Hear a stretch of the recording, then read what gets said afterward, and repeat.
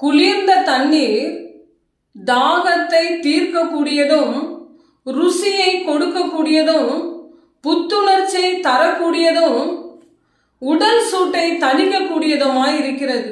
அதே போல வேண்டாத உலக ஆசைகள் என்னும் பாவம் நம்மில் நிறைவேறும் போது மனதுக்குள் இன்ப மயக்கத்தையும் வெளியே சந்தோஷத்தையும் பெருமை உணர்வையும் அளவில்லாத மகிழ்ச்சியும் திருப்தியும் தரக்கூடியதா இருக்கிறது.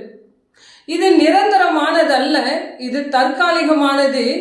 இது நமக்கு நாசத்தை உண்டாக்கக்கூடியதா இருக்கிறது. ஆதலால் நிலையான தேவனுக்குள் நிலைத்திருந்தால் சமாதானம், சந்தோஷம், தேவ வல்லமை, நித்திய ஜீவனை நாம் தேவனிடமிருந்து பெற்றுக்கொள்ள முடியும்.